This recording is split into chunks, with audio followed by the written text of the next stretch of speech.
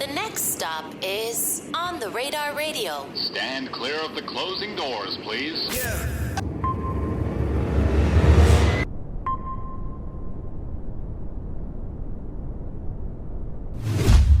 You know, I believe it was funny because I actually was speaking to somebody who, a couple weeks ago, who was, I guess he was like a part of the Colors performance that you did to some extent, I guess on like, you know, the behind the scenes stuff. And I want to congratulate you on the Colors performance helping really launch that record. Because not only, you know, I think it might be one of the, if not the most viewed Colors performance of all time, right? Nah, I'm just behind Billie Eilish. I'm coming for her.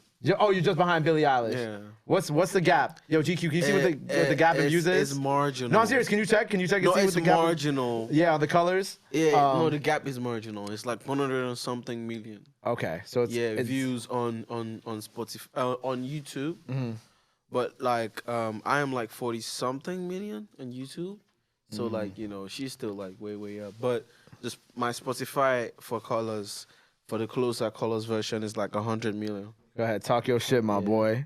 And then it's been played all over the radio. I swear to God, it was like up there this summer. Because here in Brooklyn, right, there's a lot of Afrobeat parties, right? I don't think you understand. Like, you can't go. I understand. I've been to some of them. You've been to some of them. Yeah. Shout out Everyday People. Everyday People is one of my favorite parties to go to out here. But your song was ringing off at all of them. Shouts DJ Tunes, because he's like one of the first people to put out my music in Brooklyn. Shout out, what's his name? DJ Tunes.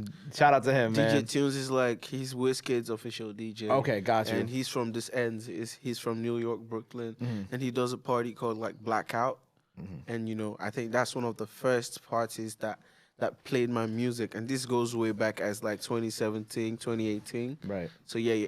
Whenever like I come to Brooklyn, I just have to give him a shout out. Yeah. So I heard your music all around Brooklyn this summer, right? And I want to talk about this now legendary Colors performance. So going into it, right, when you had this record, did you know that this was going to be the moment? Did you know that this was the record? Were you sure of it? Nobody knows the life-changing song. We just artists dropping music. We never know the life-changing songs. So like Closer was just another song for me. And you know, God just decided to show off. God decided to show off. That's all I can say about that record. I feel like God decided to show off, and you know, my hard work just started paying off all of a sudden.